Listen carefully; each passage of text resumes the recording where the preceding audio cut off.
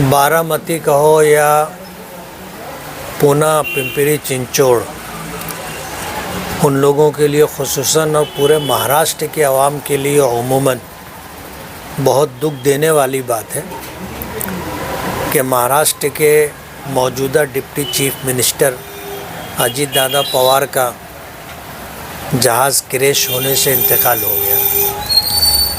उनके साथ जिन और लोगों का इंतकाल हुआ 5-7 लोग वो भी थे, अभी तो पता नहीं है वो कौन लोग थे। लेकिन अजीत दादा पवार की शख्सियत महाराष्ट्र की आवाम के लिए बहुत फ़ायदेमंद शख्सियत थी, इस माना करके कि उनमें ज़बरदस्त क़ुव्वत फ़ैसला थी। मैं बहुत करीब रहा हूँ, 5 साल तो उनके साथ मैंने गुजारे और एनसीपी में मेरे प्रवेश भी शरद पवार साहब की हिम्मत पर अजीत दादा पवार के ज़रिए हुआ था, इसलिए क़ुर्बत काफ़ी रही। और मेरी ज़ाती मंशा और चाहत ये थी कि वो महाराष्ट्र के चीफ मिनिस्टर बने। वजह उसकी ये थी कि बहुत साफ़ तबीयत के आदमी थे।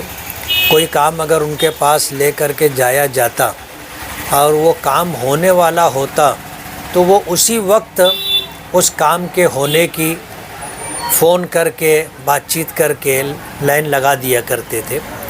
और अगर वो काम नहीं होने वाला होता था तो बहुत सफाई के साथ कह देते थे कि ये काम नहीं होगा। दूसरे मिनिस्टरों की तरह देखेंगे, करेंगे, बात करेंगे, ऐसा कुछ भी नहीं था।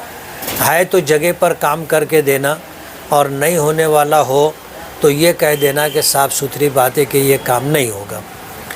मैं कल मुंबई में था और कल मेरी बातचीत हुई और अजीब बात यह है कि कहना चाहिए कि नहीं कहना चाहिए, मैं गो मगो की कैफियत में हूँ। कल जो है आसिफ शेख के मुतालिक एमएलसी के ताल्लुक़ से बातचीत हुई। उन्होंने मालेगांव के तई पार्टी का क्या फ़ायदा होगा इस ताल्लुक़ से मुझसे बातचीत की थी। और आज सुबह जब ख़बर मिली कि उनका जहाज़ क्रैश हो गया और उनका निधन हो गया तो बहुत दुख हुआ कि अजीब सूरत हाल है। अगर वो होते तो बहुत मुमकिन था आसिफ शेख जो है एमएलसी बनते और हाउस तक पहुंचते।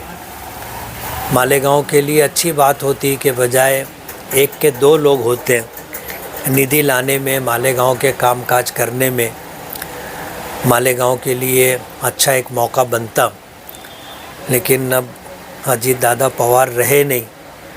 अब अभी चंद रोज़ पहले शरद पवार से लग करके एक बयान आया था कि वो आज एक कोई दूसरी पार्टी में जाने के ताल्लुक़ से सोच रहे हैं, जबकि हालात इस तरह के थे कि चचा भतीजे मिल जाते, ऐसे हालात बन रहे थे।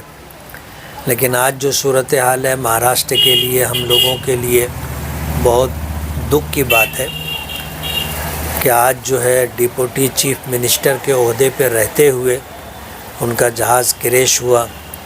बहुत उनके लिए भी बहुत तकलीफ़ दे सूरत हाल रही होगी और महाराष्ट्र की आवाम के लिए भी दुख की घड़ी है। अब ये दुनिया का निज़ाम है, चलता है, कोई रहे ना रहे, लेकिन बहरहाल अच्छे लोगों के जाने के बाद उनकी यादें बाकी रहती हैं और लोग नेक नामी के साथ उनको याद करते हैं। मैं अपनी तरफ से मालेगांव MIM के तमाम ज़िम्मेदारान की तरफ से अजीत दादा पवार, उनसे मुताल्लुक़ रखने वाले तमाम लोगों को श्रद्धांजलि ताज़ियत मसनूना पेश करता हूँ और महाराष्ट्र की आवाम को उनका नेमल बदल मिले ऐसी तमन्ना करता हूँ। ये जो आप आसिफ शेख के बारे में कल आपकी बज़रिए फ़ोन बात हुई? बज़रिए फ़ोन बात हुई थी मेरी।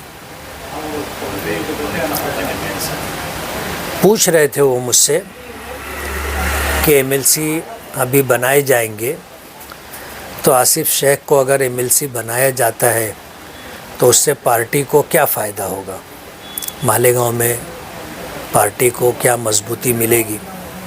तो मैंने अपनी बात रखी थी कि उन्होंने एनसीपी छोड़ दी है और उन्होंने इस्लाम पार्टी से इलेक्शन लड़ा, दादा आपको भी पता है, और उनके इलेक्शन लड़ने में क्या कुछ हुआ मुझसे ज़्यादा आप जानते हैं। अब अगर वो एनसीपी में होते और उनको जो है एमएलसी बनाया जाता तो पार्टी को फ़ायदा हो सकता था। इस तरह की बातचीत हुई थी। और आज जब सुबह मैं मालेगांव पहुंचा और फजर की नमाज़ के बाद सोया तो कुछ 9:16 पर मुझे भतीजे ने उठाया और कहा कि बम्बई से फ़ोन है, आप बात कर लो। तो मैं बात किया तो वहाँ से ख़बर मिली कि जहाज़ क्रैश हो गया और अजीत दादा पवार उनके साथ जो लोग थे सभी लोगों की जो है डेथ हो गई है। तो बहुत दुख हुआ कि आज सूरत हाल ये, कल बात हुई थी और आसिफ शेख के लिए एक मौका था, लेकिन अब नसीब साथ नहीं दे रहा है, क्या कर सकते। शायद इसका इल्म जो है, शायद इसका इल्म आसिफ शेख को नहीं होगा जो आपसे बात की, क्योंकि अभी ही हमने उनका जब बाइट किया तो उन्होंने कहा कि मैं जब इस्लाम पार्टी के 35 सीट चुन के आए थे तो अजीत दादा ने फ़ोन करके मुझको बधाई दी थी और कहा था कि बहुत अच्छे, यानी वो इस्लाम पार्टी में है कि दादा को पता नहीं, वो तो क्या है, जग ज़ाहिर बात है, ऐसी कोई बात नहीं है जिससे सियासी फील्ड में और सरगर्म सूरत हाल में रहने वालों को पता ना हो। मालेगांव में तीसरा महाज मैंने बनाया था और जो सूरत हाल बनी थी उसका चर्चा पूरे महाराष्ट्र में था, और अभी नई पार्टी इस्लाम बनी और 35 सीटें चुन करके आई, इसका चर्चा भी पूरे महाराष्ट्र में है। इसलिए अजीत दादा पवार से ये बात कोई ढकी छुपी बात नहीं थी।